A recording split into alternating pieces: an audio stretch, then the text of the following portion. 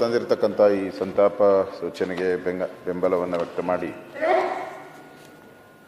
ವಿಧಾನಸಭಾ ಅಧಿವೇಶನ ನಡೆಯುವಂಥ ಸಂದರ್ಭದಲ್ಲಿ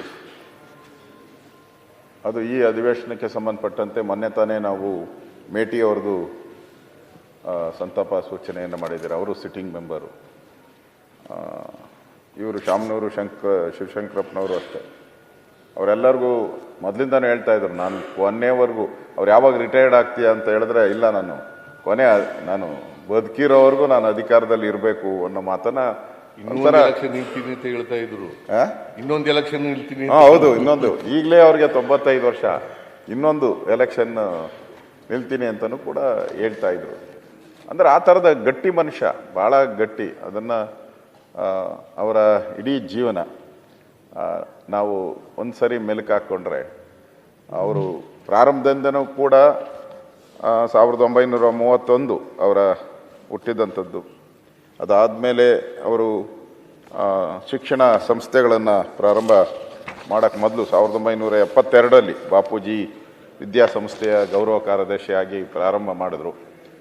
ಮುಖ್ಯಮಂತ್ರಿಗಳು ಹೇಳಿದ ರೀತಿ ಇವತ್ತು ದಾವಣಗೆರೆ ಅಂತ ಹೇಳಿದ್ರೆ ದೊಡ್ಡ ಒಂದು, ಎಲ್ಲಿ ನೀವು ಆ ಹೈವೇನಲ್ಲಿ ಹೋಗ್ತಾ ಇದ್ರೆ ಎಡಗಡೆ ಬಲಗಡೆ ಎರಡೂ ಕೂಡ ವಿದ್ಯಾಸಂಸ್ಥೆಗಳೇ. ಆಸ್ಪತ್ರೆ ಇರ್ಬೋದು, ನಾನು ದಾರಿಯಲ್ಲಿ ಕ್ಯಾನ್ಸರ್ ಆಸ್ಪತ್ರೆನೂ ನಿರ್ಮಾಣ ಮಾಡಿದ್ದಾರೆ. ವಿಶ್ವರಾಧ್ಯ ಕ್ಯಾನ್ಸರ್ ಆಸ್ಪತ್ರೆಯನ್ನು ಪ್ರಾರಂಭ ಮಾಡಿದ್ದಾರೆ. ಅಂದರೆ ಇಡೀ ದಾವಣಗೆರೆಗೆ ಒಂದು ಕಳೆ ಕಟ್ಟೋ ರೀತಿ ವಿದ್ಯೆಗೆ ಒಂದು ಪ್ರಾಮುಖ್ಯತೆಯನ್ನು ಕೊಟ್ಟು ಈ ಸಂಸ್ಥೆಯನ್ನು ಬೆಳೆಸಿದ್ದಾರೆ. ನಗರಸಭಾ ಸದಸ್ಯರಾಗಿ, ಅಧ್ಯಕ್ಷರಾಗಿ, ಶಾಸಕರಾಗಿ, ಮಂತ್ರಿಯಾಗಿ, ಅದು ಸಿದ್ದರಾಮಯ್ಯನವ್ರ ನೇತೃತ್ವ ಸರ್ಕಾರದಲ್ಲಿ ತೋಟಗಾರಿಕೆ APMC ಸಚಿವರಾಗಿಯೂ ಕೂಡ ಕೆಲಸ ಮಾಡಿದ್ದಾರೆ. ಸೊ ತೋಟಗಾರಿಕೆ ಅವರು ಬಸವರಾಜ ಬೊಮ್ಮಾಯಿಯವರಿದ್ದಾಗಂತೂ, ಅವರು ಮುಖ್ಯಮಂತ್ರಿ ಆಗಿದ್ದಾಗ ವಾರಕ್ಕೊಂದು 4 ಸರಿ ಅಲ್ಲಿ ಅವರ ಆಫೀಸಲ್ಲಿ ಇರೋರು. ನಾನು ನೋಡೇನಲ್ಲ, ಬಂದಾಗ ಹೋಗಿ ಅಲ್ಲಿ ಕೂತಿರೋರು. ನಾನು ಬೊಮ್ಮಾಯಿಯವರ ಹತ್ರ ಹೋಗ್ತಾ ಇದ್ದೆ, ಅವರು ಗ್ಯಾರಂಟಿ ಅಲ್ಲಿ ಇರೋರು. ಅಂದರೆ ಕ್ಷೇತ್ರದ ಕೆಲಸ, ಸಮಾಜದ ಕೆಲಸ, ಮತ್ತು ಭಾಳ ನಿಷ್ಠೂರವಾಗಿ ಮಾತಾಡ್ತಾ ಇದ್ರು.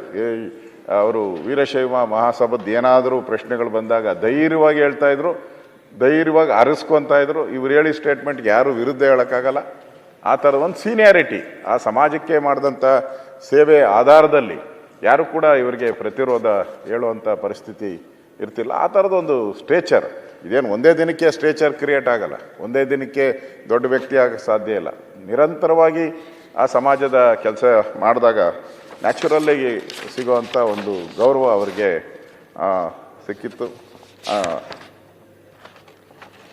ಅವರು ಲೋಕಸಭಾ ಸದಸ್ಯರಾಗಿಯೂ ಆಯ್ಕೆ ಆಗಿದ್ದರು.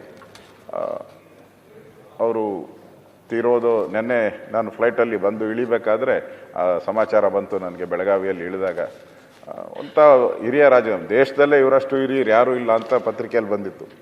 ಇವರೇ ಸೀನಿಯರ್ ಮೋಸ್ಟ್ MLA ಅನ್ನೋ ರೀತಿ. ಅವರು ಇವತ್ತು ನಮ್ಮನ್ನು ಅಗಲಿದ್ದಾರೆ. ಅವರ ಕುಟುಂಬಕ್ಕೆ, ಅವರ ಅಭಿಮಾನಿಗಳಿಗೆ ಈ ದುಃಖವನ್ನು ಭರಿಸುವಂಥ ಶಕ್ತಿ ಭಗವಂತ ನೀಡಲಿ ಅಂತೇಳಿ ತಾವು ತಂದಿರುವಂಥ ಸಂತಾಪ ಸೂಚನೆಗೆ ನಾನು ಬೆಂಬಲವನ್ನು ವ್ಯಕ್ತ ಮಾಡಿ ನಾನು ಮಾತು ಮುಗಿಸ್ತಾ ಇದ್ದೀನಿ.